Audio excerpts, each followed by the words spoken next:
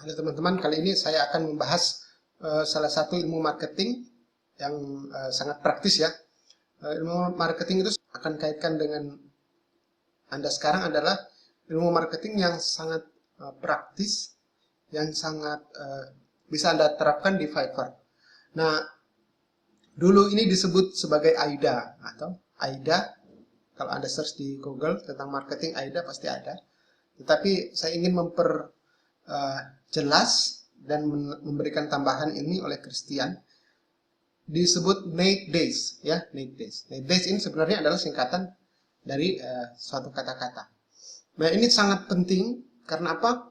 Karena ini bisa menjadi daya pembeda, dan ketika Anda benar-benar menguasai mindset daripada Nate Days ini, maka penjualan Anda pasti beda ya. Oke. Nate Days ini merupakan kepanjangan dari needs, attention, interest, trust, desire, action to purchase, dan satisfaction serta efek ya. Nah, saya akan menjelaskan masing-masing dari bagian-bagian ini, dan semoga Anda bisa memahami dan menerapkan hal-hal ini dalam Fiverr Anda ya. Oke. Pertama, identify the needs ya. Needs, identify the needs. Nah, bagaimana cara mengidentify the needs di Fiverr? Jadi Anda tidak mungkin membuat suatu Fiverr, suatu gig yang tidak dibutuhkan oleh orang. Orang harus butuh toh. Misalnya logo orang harus butuh. Kalau orang tidak butuh, tidak akan ada yang membeli ya. Nah, sekarang misalnya Anda mempunyai suatu gig yang tidak tahu dibutuhkan orang atau tidak ya. Nah, caranya adalah carilah di Fiverr akan kebutuhan yang belum terpenuhi. Dengan cara melihat di buyer request ya. Lihat di buyer request, apakah di sana ada ya, apakah di sana ada suatu kebutuhan yang tidak dipenuhi oleh orang lain. Nah, kalau ada kebutuhan yang tidak dipenuhi oleh orang lain, maka Anda tinggal meminta kepada si pemberi request untuk memberikan requestnya itu kepada Anda, dan Anda akan mengerjakan ya. Nah, tetapi di sini perhatikan bahwa the needs yang muncul di buyer request itu ternyata mempunyai kelompok-kelompok. Ada yang butuh logo, ada yang butuh ini. Anda lihat mana yang paling banyak. Berarti di situ Anda melihat adalah kebutuhan-kebutuhan yang tidak terpenuhi ya, dan Anda bisa memenuhi dengan mendapatkan uang ya. Kemudian yang berikut, kalau di pasar ada begitu banyak orang, ada begitu banyak pengunjung. Seperti di Fiverr juga begitu, ada begitu banyak orang, ada begitu banyak pengunjung. Dan salah satu penjualnya menjual suatu barang yang sangat bermutu, ya, yang sangat bermutu. Tetapi kalau orang itu tersembunyi, maka tidak ada yang tahu ya, tidak ada yang tahu, walaupun itu memenuhi kebutuhan banyak orang dan orang suka atas barang itu. Tetapi ketika dia tidak mampu menarik attention orang, maka sangat sulit ya. Makanya di pasar itu orang berlomba-lomba ke depan, ke bagian depan, karena apa? Karena mereka di sana bisa menarik attention orang ya. Terus kemudian kalau Anda ke pasar melihat toko yang bagus, yang dihias dengan warna-warna yang cerah, mereka juga berusaha untuk menarik attention orang. Kalau ada orang jual baju teriak-teriak, itu juga mereka menarik attention orang ya, menarik perhatian. Nah, di Fiverr bagaimana caranya menarik perhatian orang? Ya, jangan dengan judul yang dahsyat. Karena apa? Karena ketika orang datang di Fiverr, itu yang mereka lihat cuma gambar dan judul ya. Maka usahakan pertama-tama buatlah gambar yang bagus dan judul yang menarik. Nah, contoh, saya membuat 3 contoh ya. I will design a logo for $5. Yang kedua, I will design an awesome logo for $5. Wah, saya membuat logo yang keren dengan harga $5 saja ya. Saya membuat 3 logo yang keren di dalam 3 jam dengan harga $5. Nah, dengan demikian mana yang paling menarik? Yang paling menarik adalah yang paling bawah, karena dia berjanji membuat 3 logo yang keren dalam waktu hanya dalam 3 jam. Nah, keren tidak? Nah, dengan demikian Anda menjadi tahu bahwa menarik attention itu adalah berjanji memberikan sesuatu yang lebih, ya, sesuatu yang keren, sesuatu yang lebih. Jangan cuma biasa-biasa saja, ya. Tetapi perlu juga diingat jangan sampai ini menjadi bumerang. Misalnya Anda berjanji memberikan 20 logo, ya, dalam 3 jam. Kemudian Anda mendapat orderan 100. 20 kali 100, 2000 logo. Bagaimana cara Anda membuatnya? Kan itu menjadi persoalan. Jangan sampai Anda memberikan sesuatu yang berlebihan, tetapi akhirnya menjadi bumerang. Jadi buatlah sesuatu yang normal, yang wajar, ya. Karena kalau tidak wajar juga orang tidak mau membeli, ya, karena mereka tidak percaya. Oke, interest. Interest. Jadi setelah buyer itu mengklik di kita karena mereka tertarik attentionnya ditarik dengan judul yang keren dan gambar yang keren, selanjutnya mereka lihat deskripsi kita. Apa sih yang kita tawarkan? Nah, di sini kita memunculkan interest buyer, ya. Yang pertama, prinsip yang saya mau katakan kepada Anda, klien itu nggak peduli tentang Anda, ya. Tentang bagaimana Anda, posisi Anda, tentang bagaimana keadaan Anda, mereka nggak peduli. Dalam artian tertentu mereka tidak peduli. Yang mereka pedulikan itu adalah apa yang mereka dapatkan. Jadi terserah Anda mau logo desainer keren atau berapa kali memenangkan kontes dan sebagainya, mereka nggak peduli. Yang mereka pedulikan apa yang mereka dapatkan. Dan keuntungan mereka lebih penting daripada fasilitas yang Anda berikan. Berikan segunung value, ya. Jadi kadang orang bilang begini, saya menggunakan tablet, atau saya menggunakan iPad, saya menggunakan ini. Mereka tuh gak peduli. Mereka hanya peduli, bagus tidak yang kamu hasilkan dari situ. Apa yang saya dapatkan dari semua yang kamu punya, gitu? Nah, itu yang lebih penting. Jadi benefit atau keuntungan itu lebih penting daripada fasilitas atau feature yang Anda punya. Jadi ketika Anda memberikan deskripsi gigs, jangan melulu soal Anda. Kalau bisa, soal Anda itu nggak ada. Yang ada itu soal kebutuhan klien. Anda membutuhkan suatu logo yang keren, saya akan membuatkan Anda sebuah logo yang keren. Dengan logo ini, saya harap perusahaan Anda akan menjadi menonjol di depan umum. Perusahaan Anda akan lebih diperhatikan orang. Perusahaan Anda akan tampil profesional, akan tampil lebih baik daripada perusahaan yang lain. Itu kan yang mereka harapkan. Jadi bukan soal saya, tetapi soal perusahaan orang, perusahaan klien. Jadi bukan tentang desainer, tapi tentang klien. Kemudian berikutnya adalah berikan detail yang jelas apa yang mereka dapatkan dari gig Anda. Jadi untuk mancing interest salah satunya itu. Kenapa? Karena buyer itu mau tahu tentang harapan apa sih yang mereka dapatkan kalau membaca gig Anda. Misalnya, dengan $5 Anda mendapatkan file JPEG ukuran 2000 x 2000 pixel. Yang kedua, tentang transparan PNG. Mereka akan mendapatkan file transparan PNG dengan ukuran 2000 x 2000 pixel. Saya begitu. Sudah.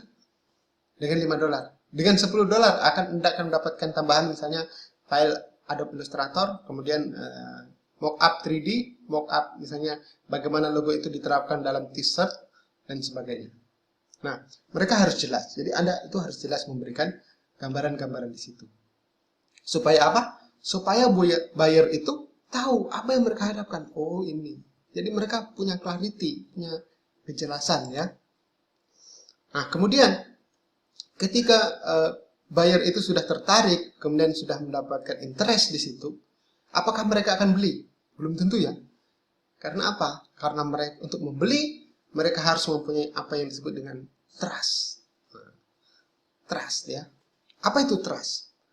Trust itu adalah rasa percaya. Percaya, klien itu mempercayai desainer. Pembeli itu mempercayai penjual. Nah, bagaimana supaya trust itu muncul, ya? Trust itu muncul kalau kita memberikan gambaran yang baik. Jadi kita punya personal image. Jadi apa yang buyer pikirkan tentang kita itu ada. Jadi misalnya dengan gambar profil yang bagus, dengan deskripsi yang bagus, dengan slogan yang bagus, dengan sesuatu itu, jadi kita memunculkan vibrasi kepercayaan yang dapat ditangkap oleh klien ya. Kemudian apa? Kemudian empati dengan klien. Kita peduli dengan klien. Jangan memikirkan soal kita, soal uang ya. Kita harus peduli. Kamu butuhnya apa? Ya. Untuk apa? Apa yang kamu harapkan dengan logo baru? Apa yang kamu harapkan? Apakah kamu ingin tampil lebih profesional, lebih baik, lebih begini? Jadi kita tanyakan, kita peduli dengan klien. Sehingga klien itu merasa diperhatikan dan merasa senang ya. Sehingga muncul trust. Kalau sudah muncul trust, maka mereka tidak masalah untuk membeli ya. Kemudian yang berikut adalah profesionalisme. Jadi usahakan Anda tampil profesional. Kalau Anda bekerja sebagai desainer, tampillah sebagai desainer. Kalau Anda ingin mau buat foto, fotolah yang bagus ya. Tampil sebagai pribadi yang bagus. Jangan pribadi yang murung-murung, pribadi yang kucang ya. Mau urus dirinya sendiri saja nggak bisa, mau urus klien kan nggak mungkin. Anda harus selalu terlihat gembira, trust, percaya diri ya. Percaya diri. Sehingga ketika Anda berhasil memunculkan pribadi yang bagus, klien juga merasa, wah ini dia bisa membantu saya. Nah, seperti itu ya. Kemudian etika ya. Tanpa pengecualian itu Anda harus punya etika. Ya. Jangan tabrak sana tabrak sini, bicara ini bicara itu. Anda harus tampil sopan. Ya, sopan menghargai klien Anda. Kemudian Anda harus punya competitive superiority. Jadi Anda harus paling bagus di bidangnya. Jadi mungkin begini, ketika buyer sebelum memberi, mereka itu mencari logo-logo yang sudah dari pesaing-pesaing Anda. Ketika sampai di gig Anda, percaya tidak bahwa mereka itu mendapatkan yang lebih baik daripada yang sudah mereka cari? Belum tentu kan? Belum tentu. Makanya usahakan untuk membuat gig yang bagus. Kalau belum pernah ada yang order sama Anda dan Anda menjadi baru, ada pemain baru, maka tampilkan logo-logo yang pernah Anda buat. Buat yang bagus-bagus. Kalau belum pernah buat sama sekali ya buat yang baru. Siapkan untuk gig Anda. Buat yang bagus-bagus. Sebaik-baiknya ya. Nanti saya akan memberikan Anda cara bagaimana sih supaya Anda bisa membuat portofolio yang bagus. Dan kalau portofolio sampai itu bagus, maka buyer pasti dengan senang hati akan membeli. Karena apa? Karena Anda mempunyai competitive superiority. Anda di atas dari semua. Paling bagus di antara semua. Ya. Kemudian, komitmen during the process. Jadi, Anda harus punya komitmen. Dari awal sampai terakhir. Kalau dikasih pesan, jawab. Kalau ditanya, jawab. Itu komitmen. Ya. Kalau diminta ini, modifikasi ini, ya buat modifikasinya. Jadi harus punya komitmen untuk membantu klien. Nah. Kemudian, harus memunculkan desire. Jadi desire. Desire itu apa? Keinginan, hasrat ya. Hasrat untuk membeli. Ketika dia sudah trust, maka harus muncul desire. Desire-nya itu apa? High quality product. High quality ya. Kalau Anda membuat logo-logo yang bagus. Sebaik-baiknya logo. Bagus, berikan. Kemudian kemasan yang cantik. Kalau logo itu kemasannya apa? Mock up, mock up, mock up, mock up. Ya. Kalau Anda belum tahu mock up, nanti silakan Anda mencari tahu apa itu mock up. Sehingga logo Anda yang biasa-biasa, yang kelihatan agak kurang menarik, menjadi jauh-jauh lebih menarik. Apalagi jika produk Anda itu berkualitas. Ketika diberikan mock up, diberikan kemasan yang cantik, lebih keren lagi ya. Kemudian bonus yang menjanjikan. Ya, bonus ini membuat orang semakin ingin membeli. Wah, beli deh. Ya.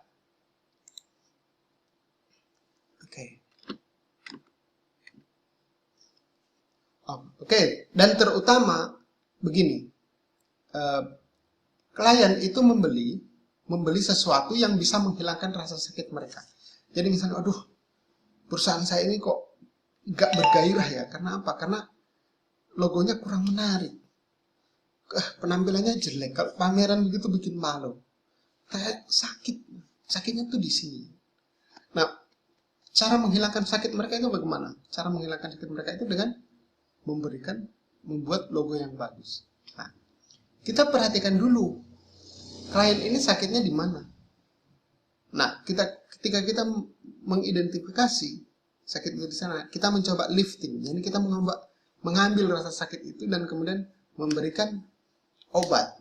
Nah, Itu prinsipnya ya. Action. Action mudahkan mereka untuk membeli.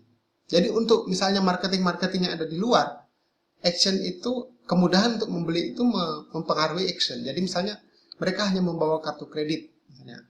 Jadi kalau Anda memberikan fasilitas membayar dengan kartu kredit, maka Anda sudah menang satu langkah. Tetapi untuk di Fiverr Anda tidak perlu memikirkan itu. Karena itu sudah dipikirkan oleh Fiverr. Saya hanya memberikan ulasan di sini. Ya. Nah, setelah mereka membeli, maka yang harus Anda berikan itu adalah satisfaction. Satisfaction itu adalah kepuasan. Dengan cara mendeliver produk yang amazing banget. Yang keren banget. Ya. Kalau Anda bisa mendeliver produk yang keren, yang berkualitas, maka mereka itu akan puas. Satisfaction ya. Kemudian exceed their expectation. Jadi lampaui harapan mereka. Jadi ketika mereka membayar $5, mereka mengharapkan apa? 2000 kali 2000 JPEG, 2000 kali 2000 transparent PNG. Tapi seandainya Anda memberikan bonus, ini loh, tak kasih bonus Facebook cover, saya kasih bonus 3D mockup, apa nggak seneng mereka? Ternyata dia mendeliver lebih dari apa yang saya bayar. Nah, perasaan inilah yang menjadi kunci Anda untuk sukses ya, menjadi kunci untuk sukses. Kemudian berikan servis yang terbaik, ramah ya. Apa yang mereka minta itu Anda kasih selalu. Ketika apa yang mereka harapkan itu Anda kasih selalu. Disitulah Anda memberikan servis yang baik ya. Kemudian setelah ini yang terakhir adalah muncul efek. Efek itu apa? Ketika mereka merasa spesial dan penting.